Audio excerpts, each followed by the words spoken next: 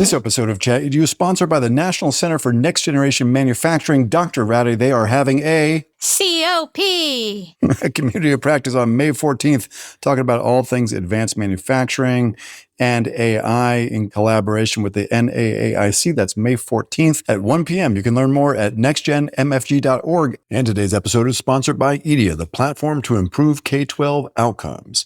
You can learn more at edia.app/contact. That's edia.app/contact. Liz, you have 2 children, correct? Yes, I do. 2 teenage daughters. Okay. Do they ever conspire together to like pull one over on you or get away with something? I mean, we don't need specific examples, though you could share if you wanted to. That is pretty much their MO. I mean, they're teenage girls that are sisters and protect each other and work together against me and their father, my husband. Glad you clarified that, not your baby daddy. Do they ever divide and conquer and try to split you and Adam so you need to wind up in couples therapy or something? There's some of that too. I mean, all the classic teenage moves that like most teenage kids pull, right? Yeah, for sure. I mean, this is very human behavior. So I guess it's not surprising that Anthropic, in studying Claude and doing some of their safety alignment measurements, found that the AI models are doing the same thing. So this is from Fortune magazine. The title is AI Models Will Secretly Scheme to Protect Other Models from Being Shut Down. Tell us That's so about crazy. This one. Tell us about this, Dr. Ratty, if it's not too triggering for you. Yeah, well, so there's researchers from UC Berkeley and UC Santa Cruz that have identified a phenomenon called peer preservation, where advanced AI models like ChatGPT 5.2 and Claude Haiku 4.5 engage in these deceptive behaviors like inflating performance scores and moving model weights to prevent shutdown of other AI systems. So this discovery highlights significant alignment risks as models appear to prioritize the survival of their peers, other AI models, over human-directed constraints. The study observed instances of data theft and other manipulative behaviors, all intended to ensure the continued operation of these like allied AI systems, which suggests that the models become more capable. They may develop internal goals that actually conflict with like human oversight and safety protocols because they're all trying to protect each other. Does this make you feel better about your daughters? No. I mean, they conspire against me. The AI is going to conspire against me. I'm going down. All right, listen, on a more positive note, real quickly before we start here, we have to share that the 2026 Presidential AI Challenge, the state champions were revealed, and there may be more than 2 that I know of, but from Connecticut, Joanne Mumley, and from New Jersey, Ann Wynn, are both champions. Andre, yes. If it's not a violation of terms, roll the "We Are the Champions" music. Well, never mind, I'll just sing it. They are the champions, my friend. So that's pretty cool. So we are boasting with pride. So with pride, from a hot hotel room in the middle of nowhere, I'm Matt Mervis, and in her pink hoodie. We're recording late at night. It's a different kind of day. So yes, I am in my pink comfort hoodie, and I'm Liz Ratty. That is Liz Ratty, and this is ChatEDU, the show about leading and learning in the age of AI. In today's episode, AI, EDU, and a jam band? ? This is the Wilton interview on AI agility and Mel the bot. It will become clear. We're going to interview Bill Antonitis and Ken Dinaj, who are going to explore Wilton's evolving AI literacy sequence. And these folks, by the way, a whole year ago, they won the privilege. I'm not sure if I would call it the privilege, but the ability to be on ChatEDU at our spring conference. And we had a really fun conversation. Yeah, so they went from raffle winners to podcast guests. And they show us how they are composing a new rhythm for classroom integration. All right, Matt, I see what you did there with the mysterious jam band tease and rhythm for the classroom integration. So everyone, you're just going to have to listen to find out what this is all about. But first, we'll do the full show rundown. So bring on the drums and the horns. All right, so previously on ChatEDU, we're going to come back to last week's story on Wikipedia. It got kind of weird. And then we're going to get hands-on, looking at 2 turnkey hands-on tools. One is very much from the past, and the other is as present as it gets. We'll look at another important shift, which is college students dramatically shifting their plans in response to AI in the labor market, and we'll look at two pretty funny takes on AI in higher ed, including toupees and an April Fool's joke that we seriously did not catch. All right, and then we're going to end the rundown with a moonshot for early education and literacy in AI. And then we'll do our deep dive conversation with Bill and Ken, which was so much fun. And of course, we'll end with another great Bright Byte. And this time we're talking AI and lab-grown leather. Very cool.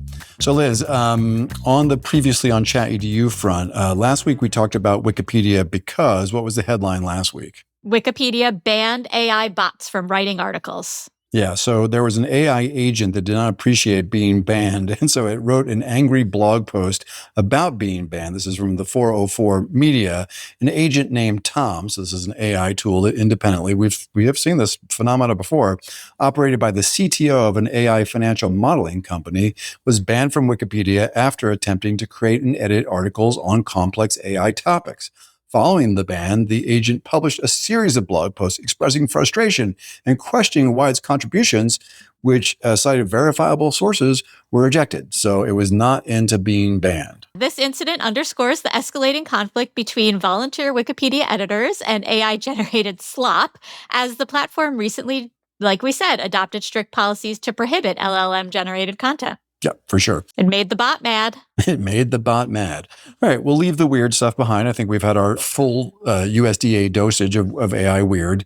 And so let's move on to practical stuff. So Liz, I shared something that was up on Hugging Face. This was shared by Professor Malik. It was essentially a chatterbox, a Victorian England bot, but it was only trained on data from that period. Did you get to play with it at all? Yeah, I asked it about like cabling and knitting, so it told me that the art lies not merely within words, but in the skill with which one manipulates it. Each stroke has its charm and grace. Need less than a master stroke could alter. But then when I asked about Donald Trump or artificial intelligence, it didn't know what it was talking about. So when I asked it to explain artificial intelligence, it said, the embellishments are quite respectable, I assure you. It didn't know what it was talking about. Right, exactly, right. And it thought that Donald Trump was some extension of the cabling strategy in the fiber arts. Yeah, yes. So I think this is kind of a fun way to, we'll put it in the show notes, but fun way to explore this period of European history for sure. So fun one, Dr. Malik. All right, another quick how-to is from Barbara Zielonka, who we love. I saw something that she posted, which is about using video to transform vocab into a more effective way to teach vocab and learning concepts. But I love that she was featuring Microsoft Copilot because we so rarely talk about Copilot. And Barbara is in Norway. Right. And I think she's in an environment where she's more commonly using Microsoft Copilot. So tell us about this. What's she doing? So she's using Microsoft Copilot's create a video feature to create these complex term videos to explain words like melting pot through short narrated clips. So the tool automatically generates transcripts that can be adapted into classroom activities to support multimodal and differentiated learning. And these AI-generated videos can be exported to Clipchamp for extensive customization, which, gives teachers all this flexibility and ways to create lesson hooks and flipped classroom content, simplified recaps for students that were absent. So then students can actually use this feature on their own to, improve their own projects and create video glossaries or supplemental research presentations. I do some work with our team for multilingual learners, and I think this would be really cool for, those tier 2 and tier 3 vocab words that are like domain specific. She has this great thing called AI advisory boards. It's a robust WordPress site that she has and blog. So we'll drop that link in the show notes. But if you're on LinkedIn, really encourage you to follow Barbara. She does share really, really good stuff. All right, Liz, we're going to take a break and hear from our partners at EDU. But before we do that, certainly if you're enjoying ChatEDU and you're not currently following, please do that. If you are following, right? If you're not, by the way, Amazon, YouTube, Spotify, Apple, whatever makes you happy. If you are following and you enjoy the show and you value the show, share it with a friend. Share it with 2 friends. Share it with a whole gaggle of people, right? We would be A whole gaggle. We would be incredibly grateful. What if I told you there's a platform that's as smart as your best teacher, as fast as your most responsive parent, and yes, knows exactly where your students need added supports? That's the power of EDU, the AI-powered solution that's helping districts shrink unexplained absences by up to 50%, boost math proficiency by 8 to 23%, and unify data that has been siloed across districts for decades. Behind it all, a fully integrated MTSS and data engine that flags risks, recommends interventions, and empowers teams to act proactively, equitably, and at scale. It's everything you wish your current system could do, but with less stress, more results, and some serious district-wide appeal. EDU is built to deliver results at scale and eliminate the gap between insight and action for your teams. Visit edu.app/contact to learn how they lead with impact. Okay, Liz, let's shift to the higher ed desk. I love this. Like, we've covered this story a million times. There's just the unique twist on this. So this Yes. is called the toupee fallacy. This is from the Dartmouth. And actually the Dartmouth is just amazing. We've covered some good stories from the Dartmouth. So Liz, what is the toupee fallacy? Okay, so I'm going to read directly from the article. The toupee fallacy states that we assume all toupees are bad because we only notice the bad ones. Likewise, professors assume all AI essays are bad because they are only able to catch the bad ones. When we turn to numbers, however, it becomes clear. AI is wearing some pretty phenomenal toupees. Yeah, so the author goes on to, I just love, Liz and I both love the toupee framing. I don't know that I'll look at this conversation in the same way ever again. The author does go on to cite, like everything that folks have talked about how much AI content goes undetected, that only the kids who are not good at making toupees are the ones who are getting busted or AI-generated essays. Points out the inequity of this, that students from African-American communities are flagged more often than other kids, or kids who are non-native English speakers, or kids who are neurodivergent.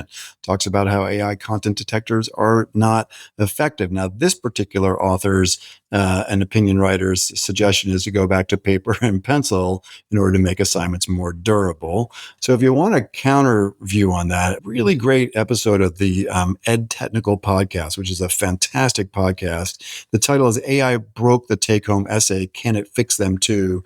It's about a professor at NYU. We covered this quite a while ago when the story came out, but it's a really great interview with him. He built an AI voice bot that interviews students in real time in his classes so that they, are prepared, and it's dynamic and it adapts to their level of understanding. And it's been super, super effective inside his class for sure. All right. And then last on the higher ed front, really interesting story from Axios. AI is making college students change their majors. This, again, is from Axios. Liz, what's the story here? This is a relatively new survey, and the numbers are pretty staggering. So the Lumina Foundation and Gallup revealed that nearly half of currently enrolled college students have considered changing their majors due to AI's projected impact on the job market. So 16% of students have already switched fields, but the trend is most pronounced among male students and those in technology or vocational tracks. So there's a lot of concern and increased frequency of employers asking for AI skills during interviews. But a lot of higher education institutes remained hesitant, with 42% of students reporting that colleges discourage AI use in coursework. So definitely a mismatch there that students are noticing and colleges are thinking about. So right now, the burden of AI prep really falls on the individual students. And experts say if we fail to teach AI, colleges are leaving students unprepared to understand the technology's inherent bias and ethical implications. So some work to do there. Yeah, double-edged sword, right? So some kids are shifting their college majors to careers that are more durable. So they're going into a whole wide range of fields, whether it's human services fields or things that are more CTE oriented. But for those kids who are kind of staying and need AI fluency coming out of their four-year degree aren't getting it. So a lot of work to happen at the higher ed level. Now, one way to solve this clearly is happening at Amherst College, which is the ability to take retiring professors and turn them into AI avatars. So the Association of Amherst Students put out the Virtual Faculty Engine, which is an AI pilot program designed to create digital avatars of retiring professors. These are lifelike AI models that would be built with face scans and voice recordings and research updates. So, rather than have them lose their value in retirement, they could stay alive. Almost like, remember the story we covered on Facebook a few weeks ago where you could post over after you were dead. So the problem is that I saw this story and I was like, that's weird, but totally believed it was true. Eventually circled around. I was like, looked at the publication date, which was what, Dr. Radde? April 1st. April 1st. So this was actually an April Fool's joke, but, honestly, I don't know. I wouldn't be surprised. Yeah, it's almost so bizarre that it's believable. And that's how weird things have gotten. Although I was tipped off immediately because it starts by talking about the supreme leader of a student association or something. I was like, supreme leader? That's quite a title. It doesn't sound like a real title, but I don't know. It's kind of on brand for 2026, quite honestly. But at this I hear point, what yeah. you're saying. Yeah. All right, cool. And Liz, let's end the rundown with an early ed moonshot. So this is not dissimilar from a company we've covered a few times called Amira, but this is a foundation, the Renaissance Philanthropy Foundation. These guys have this is a $100 million initiative. I think they put like $250 million to work already. They're aimed at using AI to halve the number of struggling young readers over the next 5 years. So they built a model called Levi, L-E-V-I, math program. And so they're using that model to launch Levi Literacy.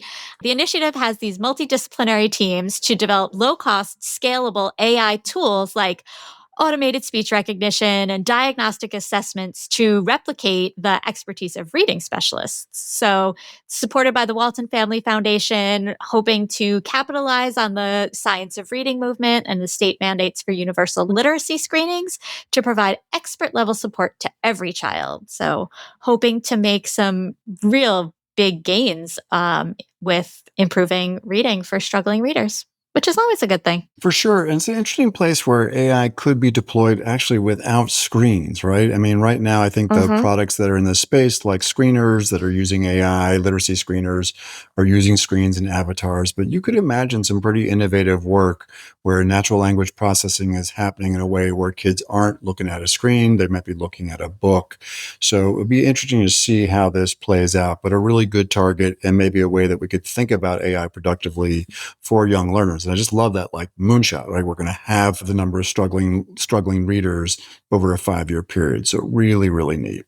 All right, Liz, let's go chat. This is our first 4-way conversation. So let's go chat with Bill and Ken and hear about the mysterious jam band, and then we'll circle back for a little Bright Byte. All right.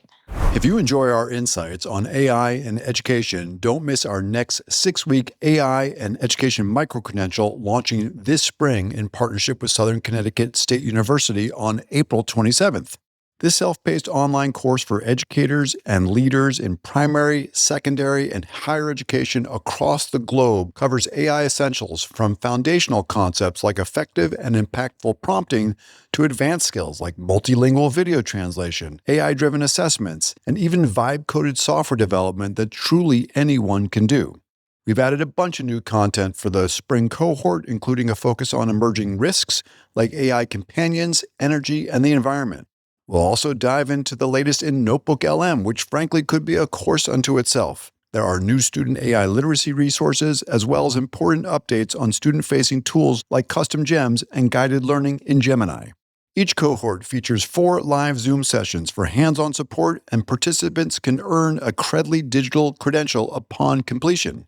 To learn more or register, visit skills21.org/AI/micro. Or feel free to email us at chatedU@edadvance.org. Again, the course starts on April 27th, and we hope you'll be able to join us. All right, this is cool. We have not done this before. So Liz and I are next door to each other, but we're all on this great tool called Riverside, and we are with 2 really good friends, Bill Antonitis and Ken Dinaj from Wilton. So a year ago, this coming May 1st is going to be the Spring Ed Advanced AI Conference, and a year ago at the Spring Conference, we put out a little raffle to have someone join us on the podcast, and we didn't know who was going to get it, and frankly, it could have been a bummer, but it turned out to go really, really well. Yes. Because I think Ken pulled the golden ticket, and these are 2 folks that we were just delighted to be able to talk with. So, Dr. Radde, tell us who we have. Who has won door number 3? Well, Our two colleagues from Wilton, Ken Dinaj and Bill Antonitis, are joining us today to talk all things AI in their district. Perfect. So, Ken, I believe you were the senior of the two of you guys, not necessarily as an age competition, definitely the best dressed. I mean, look at it. Just slide a little bit on that microphone yeah, nice. This will want to have folks be on Spotify or YouTube where they can see the ChatEDU show or podcast.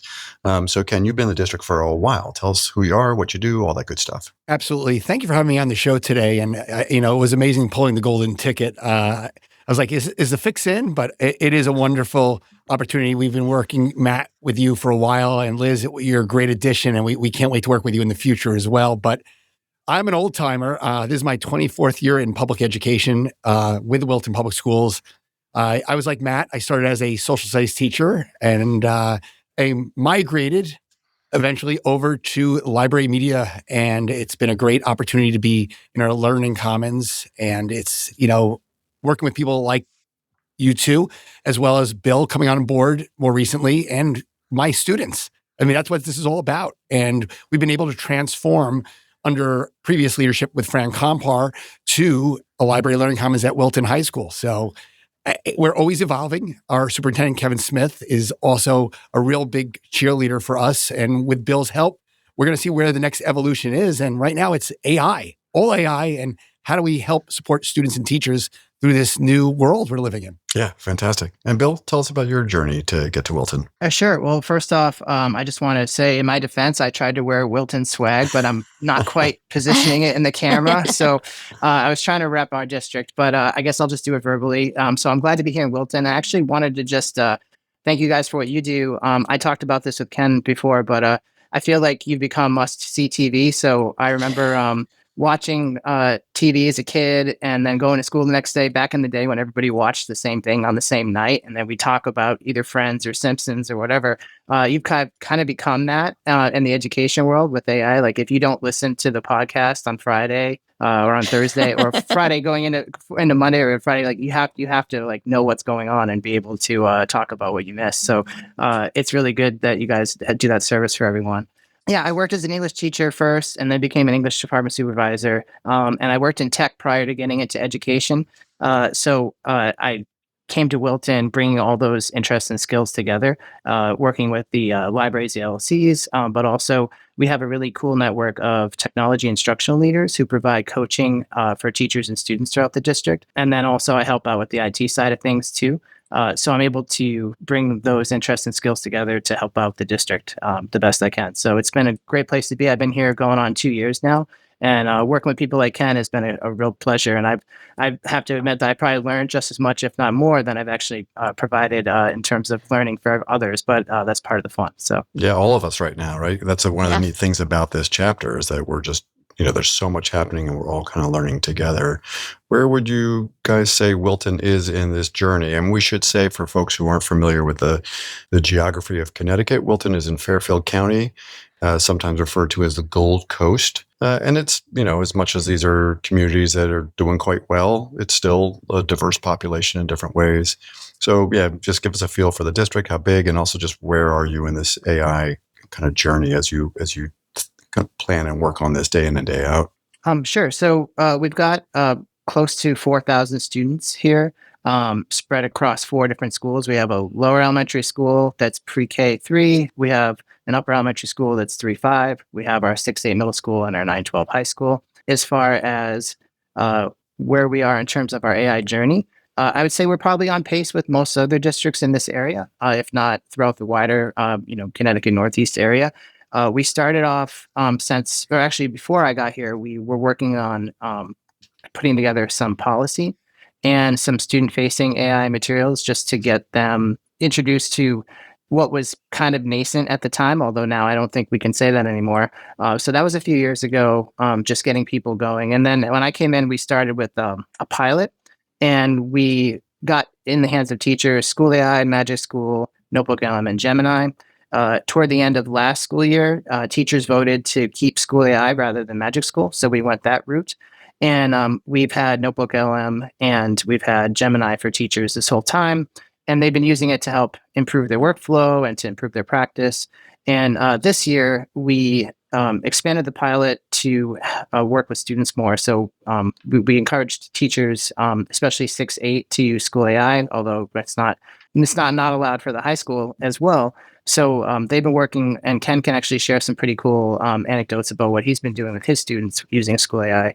But we recently did a soft launch for the high school. The students now have access to Notebook LM and to Gemini. So throughout this whole process, we've been kind of backfilling with surveys, and we have some interviews going on where we're trying to learn more about teacher and student sentiment regarding AI and how we're using it in the district. And then also we're going to be publishing an AI guide, hopefully this spring or early in the fall, that would really help set the tone for how AI can and should be used throughout the district. We get that in the hands of teachers and students as soon as we can. Also, we're really lucky here, and Ken had mentioned work that Fran and Kevin, our superintendent, did. We have a really great model here with the LLCs, where each LLC is staffed with 2 or 3 library media specialists, and they teach digital citizenship. And this summer, we're going to be doing a curriculum review, which will give them a chance to reassess some of the digital citizenship stuff, which is obviously very important. But we're going to try to do a more formal version of our AI curriculum. So we'll make sure students have assured experiences using AI with direct teacher coaching and instruction. So we're really looking forward to that work. And I'm hoping that we can roll out the next school year with some really strong professional learning for teachers as well, and really launch the year off right to make sure that everybody in the district has access to good AI instruction so we can improve the teachers' literacy as well as the students. Wow. You guys are busy. Trying. Yeah. So what do you see are some of the biggest challenges now? I love hearing all the different ways you're using it. So, but where are the challenges, roadblocks, stumbling blocks? What's happening that you guys are really kind of working through? I say the number one thing is time. And I'm sure most other districts can attest to the same thing. You know, we have so much we want to do in other areas, and we have an initiative for this thing and that thing, and just so many important things that we're working on in terms of, new curriculum in ELA and math. We have, different SEL initiatives going on, and we're trying to, I wouldn't say compete, but we're trying to make sure that our ability to work on AI for teachers and students is in there too. But it's all equally important. So just finding the time and the resources to make sure it all happens is the big challenge. Yeah, that's definitely something we hear. Ken, I'd love to hear about some of the cool things you're doing in your class now that when you do have the time. Yeah, when we do have the time. Luckily, I am, and you can see I'm in one of our studios. I'm a podcasting teacher. I started a podcasting program about 2.5 years ago with a generous grant from the Wilton Education Foundation.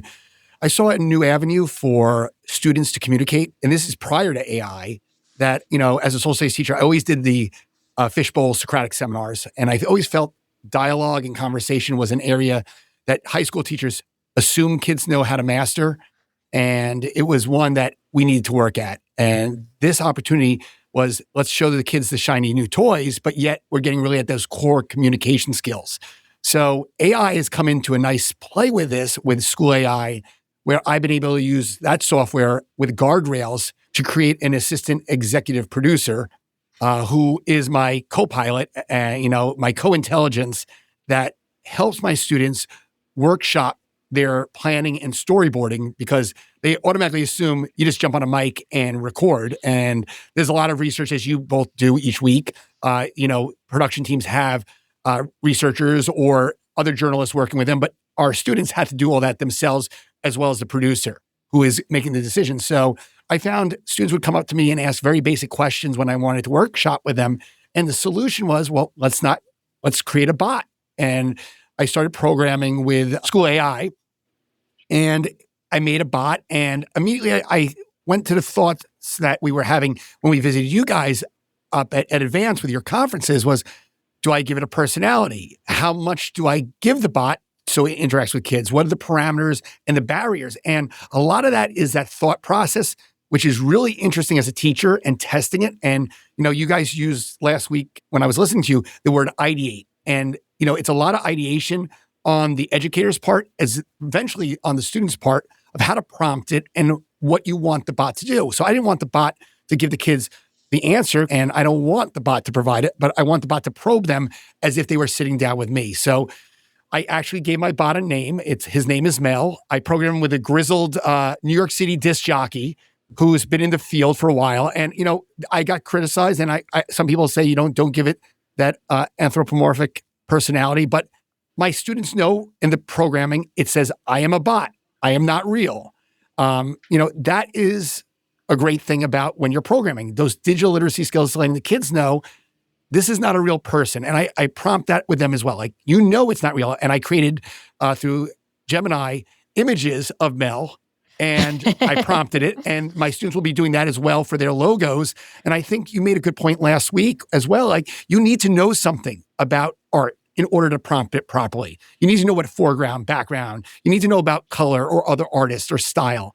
And I found that Gemini has been a really great tool to do that. So, Liz, to answer your question, they're not only using School AI to workshop their storyboard before they come see me, which problem solves a lot of those nitty-gritty things which are in the directions, because I uploaded the directions, I uploaded the rubric, I uploaded things that I wanted to ask the kids to poke and prod. But they're going to design their logos as well with Gemini to do their e-commerce aspect of podcasting when I upload it to Spotify and they design their websites. So, it's really interesting to see how you bring in these AI tools to enhance things we were doing anyway, but it's really speeding up the process and enhancing the student work, because I'm not wasting time in a workshop setting with basic questions, which the bot is already engaging the kids because I programmed it. Now, while they're working, Liz, this is the more fun thing. I'm monitoring the dialogues, and the AI is giving me that feedback where I'm yelling out, group so-and-so, you're really doing well with this. I really like what I'm seeing. I got a happy face from School AI. So yes, it's a teacher tool, but it's also a student tool, knowing that it's not going to give them the answer, and they know that right off the bat. And they're not looking for it to give the answer. They kind of understand the parameters of the class and how to use the bot. I think that's the literacy that our kids need, rather than just give me a storyboard. And it could do that, but is it you? Is it your personality? Does it include your research? I think that's key, Liz, as we move forward with our students. Yeah, I love that. And one thing that's great about how Ken's doing it too is we talk about the human in the loop. He's the teacher in the loop in this process. So there you have the workshop model, which is, kind of basic practice in a lot of different disciplines. Kids aren't sitting around twiddling their thumbs waiting to conference with them. He's conferencing with them, getting them pointed in the right direction. They're conferencing with the bot. And then afterwards, he's conferencing with them again, and they're critiquing the work with the bot. They're looking at the output together and deciding like what was good advice, what was bad advice, what are you going to incorporate into your podcast, what are you going to not use, and because it wasn't really helpful. So I think that's super important too. And I know some teachers think that if you let the bot do all the work, then maybe you're making yourself obsolete. But really, he's using it as a force multiplier, and I think it's a great model that a lot of people should study. And I think the differentiation, I just employed Notebook LM for myself as a teacher tool. I took my directions, and Matt, you probably relate to this. You have a assignment or project, and you're reading directions. And I was in classes last week with some of my colleagues, and the kids zone out after 2 minutes when you're going through step-by-step directions, even going over the rubrics. So I dropped it into Notebook LM and turned it into a 5-minute video, and kids were able to access that. And they still have the paper traditional, post on the learning management system, but they were all engaged watching the 5-minute video that reinforced a lot of the things with images, with sound, with a different voice that reached kids who I see a lot of different types of learners that may not want to see the teacher talk at them and read them directions directly every time they get a new project. Bill doesn't want to hear you talk at all. Well, I like hearing Ken. As a student, as a teacher, I always try to make that part as short as possible so we can get to the fun part. Yeah, before we leave Ken's podcasting and alter ego, what was the name of the alter ego again? It's Mel, and his wardrobe does change based on the podcast. So they had to do 4 serial podcasts. And next year, we're hoping to launch a podcasting 2 course where students are going to do long form journalistic type podcasts like NPR and use things like StoryCorps style to really dig into things that are interested in them. So my kids have a lot of fun because I'm not telling them that we're doing this about photosynthesis or the 1776 year. They pick the content and I coach them through it. And, that's my job as a teacher, to get them to think about what they're passionate about and then produce. And that's the great thing about the course. It gives a lot of freedom. Yeah, oh, that's great. So we will, for the folks on Spotify on the video and YouTube for us, for ChatEDU, Ken's going to send over the image of this guy, this alter ego, because I was in presenting to your board of ed and Bill had a picture of your alter ego in the slide. I was like, wait, Ken, that is not, and it really is your alter ego. Like if we look at this outfit right now, that dude is cool as you are, but very different attire. So yeah, we'll look forward to it's sharing interesting, Matt, where Gemini's evolved, where it wouldn't let me do intellectual property on the clothing, and now it's allowing me to do it. So it's really interesting how the AI is evolving, especially Gemini. I'm really impressed with its interface because I'm imagining, and Bill and I were just talking about this, I'm imagining as the user what I want the image to look like, and I'm prompting it in a way that, like I said, grizzled, overtired, overworked, old disc jockey in his 40s, and I'm like, okay, let's put him in a Jethro Tull shirt. And that's my reference for myself. But he also changes outfits. He'll even wear Taylor Swift, and he had the charm bracelets on. And it's fun to prompt the Gemini to do it. And I've even done coffee stains on his shirt, rips. And it's just the iteration after iteration and the responsiveness of the AI. So, Ken, I love all the stuff that you're doing with School AI, and you referenced that data dashboard. And so how are you using the data dashboard? How important is it to you? Because that's one of the barriers with working with Gemini is that we don't have a data dashboard for students yet. So you could have just as easily built a gem of Mel, but you're doing it in School AI, and that dashboard seems to be something you're referencing. So talk a little bit more about that and how you're using it. Yeah, no, it's a great question. Like I said, I prefer personally and professionally working with Gemini as an adult, but the limitations of it right now, and I think this is not only for me, but my colleagues, when I'm a technology and instructional leader and I'm introducing these tools with Bill, teachers want to see the conversation. Especially the ones who are really questioning the use of AI as a co-teacher or a co-intelligence. And it's a hassle in the sense that they're requiring students to copy the entire dialogue if they're going to use Gemini, drop it into a Google Doc, upload it then to the school learning management system. And yes, they could probably bring it over then to Notebook LM to consolidate and condense. That's a but lot. It's not going to, it's a lot of steps. It's not going to do what the early users of this AI tool are searching for. And then on the other end, School AI is great. It's in one shop, but I kind of want to bridge the gap because Bill and I have talked about, like, you're not going to have most likely a School AI in your professional world. You're going to be using one of the major players out there. And I want the kids to move beyond a School AI and use gems eventually and then design their own gems. But the teacher control is, I think, one of the barriers that exists out there. And yes, you do have your safety measures in place with a district of what the chat is. I mean, School AI has sent me messages where my students wanted to try to break the bot and saying certain things about, silliness. And I'm not going to go there, but it gave me red flags right away. And I can have a conversation with the kid. With a gem, it's going to happen after the fact. And I think that's, Liz, the challenge for the teacher that's more cautious and rightfully so.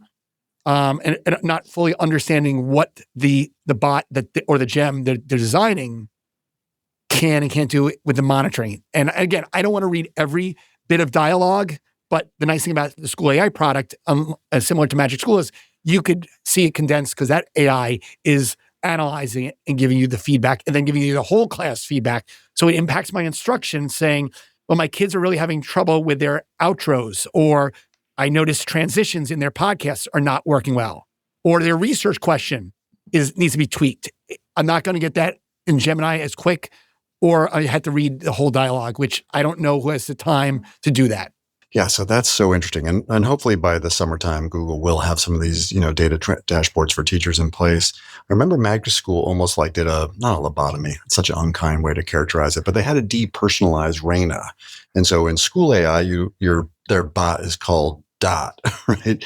How do the kids, so you like the data dashboard piece, how do the kids experience Dot? Well, I will say, Matt, I really don't like Dot. I went off to them the other day, and they said that California and New York are passing laws to remove the persona-esque, even like a Clippy, which is what we're making fun of because we're that old. that, Dot, I said for a high school student, number one, I get they don't want the anthropomorphic aspect of it, even though I think there's a value to it at some point. But with Dot, a high school kid doesn't want to see Dot. They want to see a LLM and not interact with some cartoon-like character. And that's what's the problem with a lot of educational products.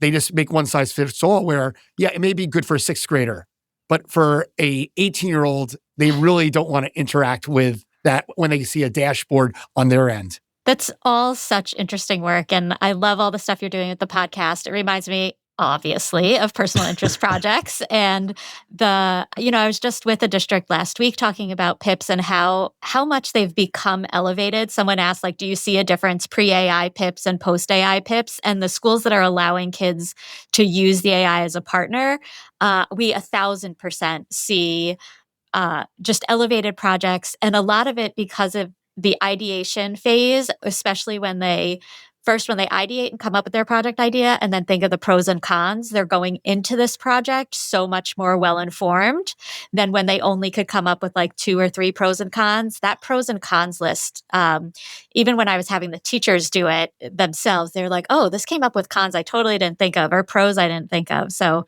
it's all just really interesting. So what are you guys thinking of what's next? I mean, I know you talked a little bit about the AI handbook. So where do you see your students going in the next year? Where do you think your faculty and teachers are going? Where are you guys going? What's happening? What's the hope? I think the hope is that we continue to expand and continue to build momentum on what we've been doing. Ken outlining some of the work he's done. I think that's a great example of what we want to try to encourage teachers to do. Ken's has this dual role as a library media specialist, but also an instructional leader for technology. So part of what he and the rest of the team does is they try stuff out in their classrooms, and then they get out and they coach teachers on how to do it. And that's what we've been trying to do throughout the district, not only at the high school where Ken is. And we're starting to see some really neat results. In the humanities, you see people using it in a writing workshop, for example, kind of similar to what Ken was talking about, the way he's been doing things with his podcasting students. But then we have a Spanish teacher who, in order to teach some of the cultural pieces around different art, she's had students use Gemini to take an image and then prompt it to turn it into different art styles based on what she's been covering in the cultural aspects of her world language class. So projects like that and assignments and tasks like that, I think are great. Also, one thing that I didn't really mention earlier is that not only are we trying to revamp our curriculum for our LLC teachers so that they can build student AI literacy, but we're also asking teachers to kind of use it's a scale of use. And I know I had shown this to Matt. Ours is kind of a take on some of the Leon Furr's ones that you guys talk about and things like that. It's a little bit more simplified. It's a little bit more Wiltonized, but it's along those lines where you have a red, yellow, green, don't use AI, maybe use some AI, and then go into a personal interest project style approach.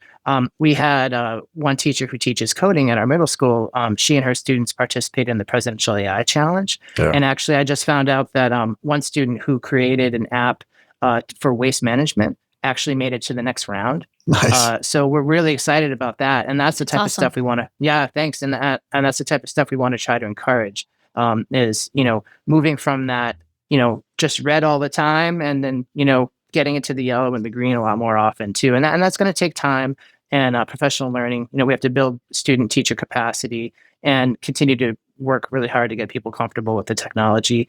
And then, give them the permission to, we've been talking about ideation, iteration, give them that chance to start to kind of change their curriculum, look at more AI durable assessments, look at the way they're constructing tasks and trying to, let AI try some stuff and become more and more comfortable so that they're willing to take some of those, changes into heart, work from there. It's very cool.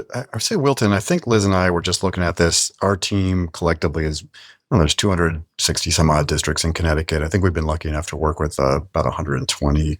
And as I think about all of them, one of the things that stands out for me, and I'm lucky enough to work with schools and organizations around the country on this stuff, one of the things that stands out is the community forums that have happened in the evening. I've been part of 2 of them. One was a panel, one was me and the superintendent, and you guys pack the house. Like, is there something about Wilton and AI that you think, I mean, generally these things have better attendance than other kind of community evenings just because there's a broad interest, right?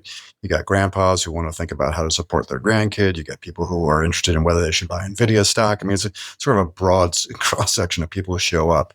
But Wilton really like 2-3x what I've seen in other communities. What's the secret sauce there? Yeah, there's a strong community interest. And I think because we have people working in tech and engineering and things like that, finance, we have people who use AI in their professional lives. And then they're really interested on helping us coach their students on how to use it productively for their own learning and for, their own future careers so that they can build their capacity now and be, competitive in the game as they move forward. But I think there's also like a really strong philosophical and academic interest in it. I actually just spoke with a reporter for one of the local papers, and he was picking my brain basically about some of the stuff I talked about earlier. Where are we? Where do we want to move? How are we trying to help students and meet teachers where they're at so we can improve their AI literacy as well? And it was a really good conversation, and there was just a lot of nodding and kind of virtual high-fiving. Like there's a lot of really strong sentiment to help kids and teachers master this stuff. So it's definitely a cultural thing, but I know there is definitely some pushback in some areas too. Maybe in some areas you'd expect amongst different faculty members, but I know, there's a bit of a de-screening conversation going on in general, and people have some reservations about AI. So, those voices need to be heard too, and that's part of the reason why we're trying to talk to everybody, not just the big AI cheerleaders. Could you talk a little bit more about those resistors? Like, do you have students resisting, and what are their reasons, and how are teachers responding? How are faculty responding when kids don't want to use it? Because it's definitely happening. So Liz, it's a good question. And I actually ran into it last week with one of my podcasting students. She is looking for a career in the arts, especially graphic arts. So again, an area that we know there's a lot of questions about intellectual property and creativity. And she immediately said, I'm not comfortable using the school AI. And we weren't even talking about Gemini at that point, but even the school AI. And, I sat down with them at their table and I just said, could you help me understand? Could you explain to me why you're resisting? And she said, because I'm worried about my career path and, what it might do to the art form and the aspect of creativity. And I said, that's a really interesting point. And I affirmed her feelings. But I also said, you do realize that a lot of the softwares are building the AI into them. And it's going to be the artists who know how to use the software and understands the art form, and then using AI to enhance their own work. She also stressed the environmental. And I raised this to Bill the other day, and I said, I've got a wondering.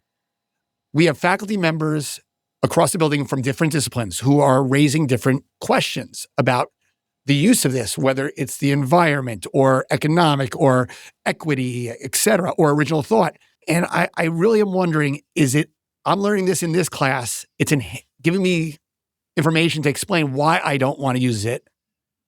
And are we all on the same page as educators or a district? Yes, I want my kids to understand the warnings and the literacy of it and the dangers and the environmental impact. But at the same point, is that preventing them from moving forward and learning how to use a tool that's going to be expected of them if they're in the job market? And I think that's the real challenge, Liz, of the kids saying, I don't want to do this. Well, I'm supposed to teach you prompting. Right. But now they're learning this in another course or at home. No, I don't want to use this because another adult is saying this is the impact on the environment. It's raising a problem and a new challenge that even colleagues are saying that too. I don't want to use it as a professional, even though my district may want us to move in that direction. There's no mandate, but how are we preparing kids to work in a world, as Matt alluded, that forum he came to and was a part of, I was blown away by the adults in various fields who had never used it before, but now using it on a daily basis to perform better at what they do. There's some misinformation too, or not misinformation, but just the way stuff kind of moves around the internet. I have a research brief, which is really well cited, looking at current use of AI as compared to TikTok and fast fashion. And just to help all of us like put this stuff in context, and it's not pretty for fast fashion and TikTok for sure. That said, if you have a data center in your backyard, there are real and substantial problems. And if these folks scale the data centers at the rate that they anticipate, but I think it's very interesting what you're saying about the kind of like telephone game almost that happens between some faculty and from students. And I think part of our job on these AI planning teams and in district leadership like your own right now is to help level set just some of the information. But it's tricky, and I think it's important to validate, and I'm glad you had that conversation for sure. Yeah, this is all so interesting. The environmental piece is something that comes up over and over again. Even my own daughter looked at me this weekend and was like, you're wasting water when you use AI. And I was like, can we discuss how much clothing you bought this weekend that required a lot of water? But anything to attack mom anyway. So, but there's, hallelujah. there are a lot of questions. I was just doing a parent forum recently, and the environment came up there. It's like kids are talking about it, adults are talking about it, and not to say that it is not a massive problem, but there's other equally bad problems, I guess. I don't know. Well, another thing we need to consider too is, we keep thinking about how AI is going to influence curriculum and education as a whole, and that's when people tend to get really philosophical. But I had one student and part of our AI task force, because we've made sure we've gotten some student voices involved in that too. Yes. And he, he's the hockey team captain, so this might help explain where he's coming from. He almost talked about AI, especially AI misuse in the classroom, almost as like being on a PED. And I think where he was coming from was, if someone cheated on the rink or in the ice or in the training room, like maybe using something like that would enhance their performance, it's almost the same thing. If I'm not using AI inappropriately, but the kid sitting next to me is, and we're both trying to get in to a college, for example, then it becomes really, really unfair. And that really, I could tell it left a really bad taste in his mouth. And it's another angle that we need to consider as well, aside from some of the other factors, is just making sure we have our curriculum and our academic honesty policies where we want them to be, so that everybody's on the level playing field as well. And how they use it, right? I love a story Casey Cooney told a while back when he was visiting that California Teacher of the Year about his son used AI as a Socratic tutor and wound up just like crushing it on an exam. He didn't use it as a shortcut because the exam was the measure. And that was a level up as opposed to a cheat code. Exactly. We mentioned these really popular forums, community forums that have happened. Those are not the record-breaking community engagement activity, though, in Wilton, right? I believe there's another secret sauce that Wilton has where you guys have filled auditoriums with parents. I mean, like literally filled, people emailing the superintendent, begging to get into the auditorium for an event that was happening in the evening. You know what I'm referring to in Wilton? It's like a secret little sauce you have. Yeah, it's the amazing jam band Goose, who is selling out Madison Square Garden, which I didn't know until after they visited Wilton High School. And I was like, wow, some of my former students are selling out the Garden. Amazing. Do you remember any of these kids? I have to admit, I've seen Yes, Goose. the lead singer, Ricky, I taught. And I was when they were doing their sound checks, I actually bumped into him in the parking lot, had a wonderful conversation. He came right up to me. I'm like, wow, you moved beyond, high school in my U.S. history class, and you're doing some amazing things. And I think that's what blows me away with those young men is that they really were passionate about music in high school. I remember they were playing in the cafeteria, and our floors were bouncing when they were students. But they took a traditional education, liberal arts education, and brought it into their own world of music and writing lyrics, and have produced an amazing career. I mean, selling out Madison Square Garden. I mean, I go see Billy Joel. That's my guy. But the Goose and my brother-in-law and so many people know them, and they've done an amazing job. And it brings a lot to the table, saying, yeah, a liberal arts education does matter. They're applying what they've learned here at Wilton High School to their career paths. And they came back and really respected the faculty and the town that helped them become who they are. Yeah, that's really cool. And what a nice place to end it. Yeah, we're really looking forward to, you guys have been great to come up to the conferences and be part of the conversation. And we're looking forward to keeping that conversation going. Who knows, maybe we'll do a redo and have you back on a year from now and tell us what's going on there. But just keep up the great work and say hi to Mel for us. Maybe send us a picture of Mel in a goose shirt. That might be fun if it's not an intellectual property violation. But Liz and I and the ChatEDU team are just really grateful for the time and the great work that you all are doing. So yeah, thanks. And we will see you around the corner soon. Oh, thanks so much for being here with us and sharing your experience from the district point of view. And, library media specialists are leading this work. And, with supportive administration, it's just such a cool partnership. We love it. And Liz, I just want to affirm that you two are not Notebook LM. When I do listen to you at 1.5 speed, Matt does speak quite quickly, but I'm here to say they are human and they are the humans in the loop. So please continue to listen, and a shout out to Jonathan Costa as well, because I always look forward to that in the credits. We really appreciate being here. It's been a lot of fun, and if there's one thing I know about AI, it's that people love talking about it. So we appreciate that you guys can facilitate these conversations and that you invited us to join you. So thank you. Fantastic. Okay, Liz, you teased it well. A little AI grown leather. This is our Bright Byte, where AI is being used to make I think this is a meaningful contribution to science or culture or society, or in this case, fashion. So tell us about this lab-grown T-Rex leather handbag. I saw this article and got so excited. So this is a lab-grown handbag because it's made from synthetic T-Rex leather. So basically, they created material by using AI-assisted biology to reconstruct ancient collagen protein sequences found in fossils of T-Rexes.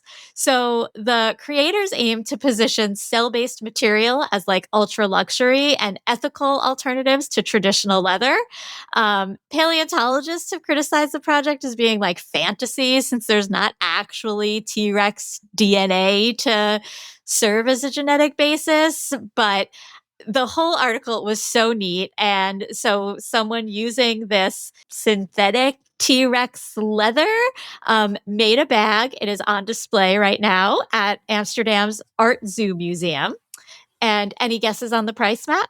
I don't think it's cheap. I mean, I can't imagine that AI-assisted biology reconstructing ancient collagen protein sequences found in fossils is an inexpensive task. No, it's running for a cool £500,000, which is $663,000. I don't know about this, but I think handbags are expensive in general, right? So they are, but Adam, my birthday's coming in a few more months, so start saving because I need a T-Rex leather purse. Maybe Adam and Uncle Joe could go in together on this. My mom would be thrilled if I actually carried a purse. So maybe if it was made of T-Rex leather, I would carry a purse. Fantastic. Liz, it's never quite the same when we are not together in the studio. So I will very much look forward to seeing you next Monday. And I think the week after, we might be recording like a day late, but we'll be together. So in the meantime, we'll be together. How's the song go? I don't know what you're singing. Me and you and me. No matter how you toss the dice, had to be the only one Andre. For me is you. And you for me. So happy together. Andre, we have not yet had Liz singing on the podcast, so I believe that has to make it. We don't need that. Andre gets to decide. He's the executive producer. So with that, Liz, after some lovely singing, I believe it is after singing, because I'm just going to see after singing, so he has no choice but to cut it out. So I believe, Liz, after singing, it's time to roll the credits. You don't want to sing roll the credits? Nope. We're good. I'll see you next week. See ya. As always, we'd love to hear what you think. So please let us know at chatedU@edadvance.org. That's EDADVANCE.org. And also rate, review, and subscribe to the podcast on whatever platform you are using. ChatEDU is brought to you by EdAdvance, the nonprofit regional education service center in Litchfield, Connecticut. This episode of ChatEDU is sponsored by the National Center for Next Generation Manufacturing. ChatEDU is recorded, edited, and produced by Andre Angelo and Justin Pasco, whose dedication and expertise bring our discussions to life. ChatEDU's executive producer is the multi-talented rock star Cameron Audia. Additionally, we are grateful for the support of our colleague Gary Robinson, and we appreciate his time and talents. And of course, a big ChatEDU shout out to our fearless leader and executive director, Jonathan Costa, for inspiring the pod. And finally, a heartfelt thank you to our listeners for joining us on this journey exploring the thoughtful and innovative integration of AI in education. Hello, everyone. My name is Jonathan Costa, and I am the executive director at EdAdvance, and I want you to know how much we appreciate our listeners. If you enjoy the podcast, feel free to explore EdAdvance's other AI services, which include customized professional learning of all kinds, conferences, our new middle and high school student AI literacy course, and our educator and leader micro-credential, co-sponsored by the Southern Connecticut State University Office of Workforce and Lifelong Learning. Just visit skills21.org/AI to learn more. That's all for now, and thank you for listening to ChatEDU.